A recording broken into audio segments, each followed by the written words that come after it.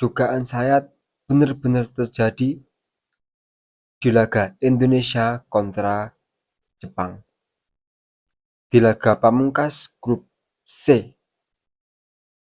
Oke. Jadi Jepang saya kadang-kadang kemarin dia akan menurunkan skuad kedua. Tapi dengan analisis saya, Jepang baru saja kalah dari Australia. Otomatis di match terakhir mereka akan berambisi untuk bisa merebut poin dan mengamankan posisi mereka sebagai King Asia.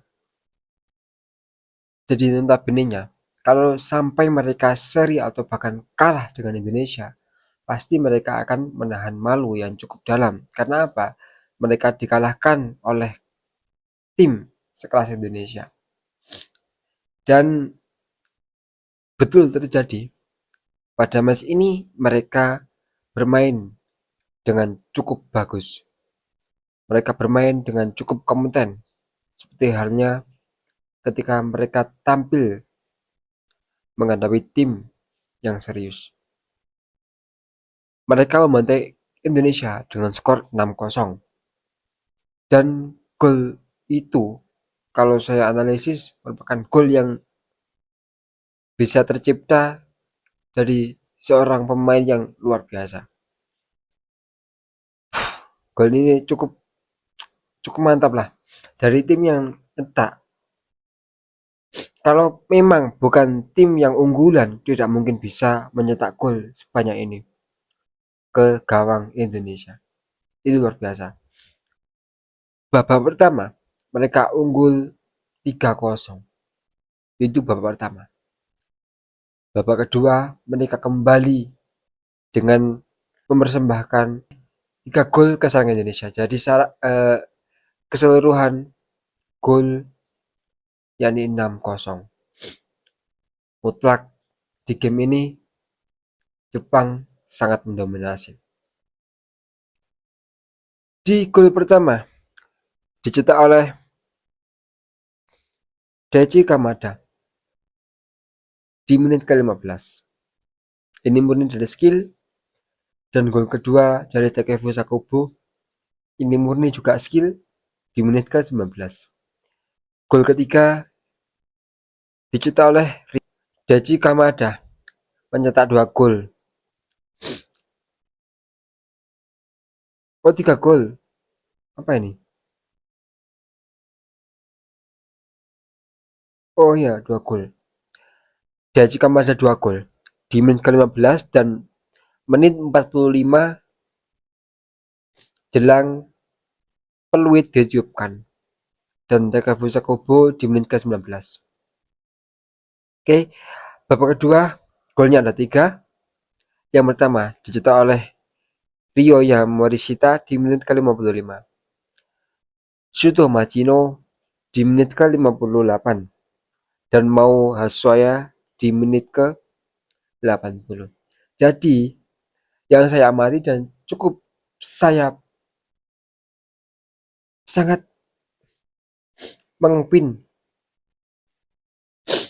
Jadi kesalahan Indonesia pada match ini mereka sepertinya seperti yang saya kadang-kadang kalau Indonesia pada match ini tidak serius dalam melakukan pertandingan.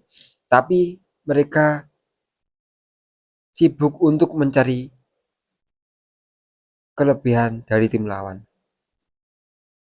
Dan saya salut kepada Jepang karena meskipun mereka digadang-gadang, meskipun mereka sudah dipastikan lolos, tapi mereka pada match ini versi Indonesia bisa serius, tampil tanpa tekanan, serius. Dan ini merupakan hal yang cukup berarti bagi Indonesia karena Indonesia bisa memetik sebuah pengalaman ketika menghadapi Jepang.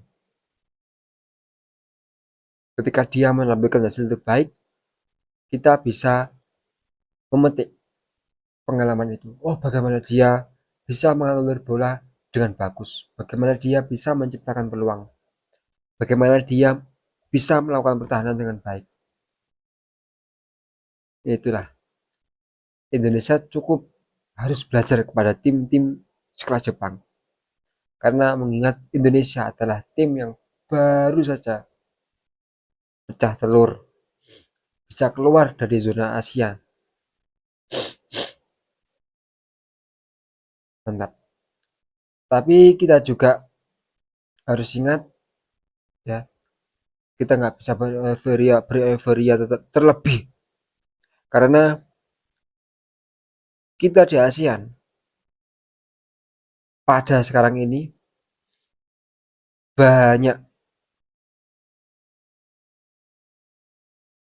realita yang harus kita hadapi.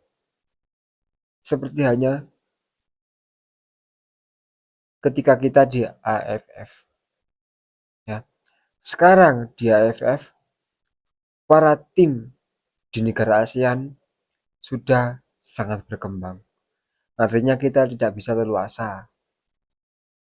Ya, meskipun kita sudah lebih bagus dari kemarin, tapi mengingat seluruh tim di ASEAN ini sudah lebih glow up. Ya, baru saja Malaysia vs Vietnam ini merupakan kabar yang cukup hangat. Malaysia bisa menaklukkan Vietnam dengan skor yang cukup telak. Dilibas Vietnam 4-0. Ini merupakan bukti bahwasanya negara di ASEAN yang dulunya dianggap sebagai negara yang biasa saja, sekarang sudah jauh glow up. Ya, Indonesia, Malaysia, kemungkinan Kamboja, dan juga Myanmar.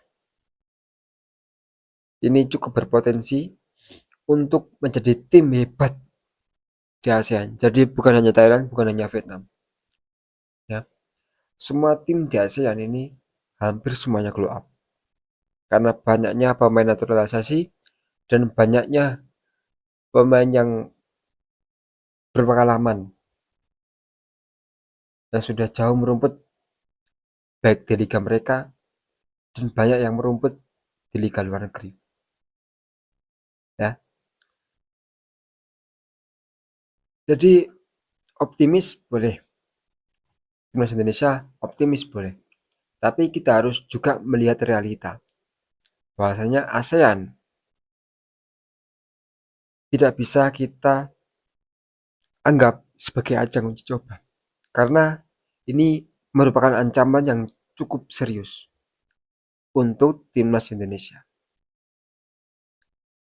Jadi dalam waktu dekat kita akan dihadapkan dengan AFF. Nah, ini merupakan ajang yang cukup bergengsi untuk kita. Jadi kita harus menunjukkan kualitas kita dan bisa melihat perkembangan dari sepak bola ASEAN. Unggul 23 merupakan unggul tengah-tengah, ya meskipun belum senior, tapi saya pastikan ada pemain senior yang ikut juga merumput di unggul 23. Oke, jadi segitu aja. Semoga sepak bola Indonesia ini semakin maju dan semakin optimis ke depannya dalam melangkah menuju hal yang lebih baik lagi. Jadi lupakan kekalahan ini, kita face Jepang kalah, lupakan, kita ambil pengalaman dan ambil ilmunya. Dari kemarin juga saya sudah bilang, kalau kita face Jepang, kita tidak bisa ber, berargumen bahwasanya kita lebih untuk bisa seri lah atau bahkan menang. Saya tidak bisa bilang seperti itu. Saya kemarin cukup bilang bahwasanya kita PS Jepang, pastinya kita penting untuk kita bisa mengambil pelajaran yang terutama itu. Dan terbukti bahwasanya Jepang menampilkan performa terbaik mereka dan ini merupakan hal yang positif untuk kita supaya bisa mengambil pelajaran yang penting ketika melawan tim yang besar seperti Jepang. Oke, segitu aja video saya kali ini. Jika ada salah kata, saya pribadi mohon maaf. Dan jikalau kalian ada pertanyaan, kalian bisa cantumkan di kolom komentar. Oke, see you next time and bye. Salam olahraga, salam satu nyali, one.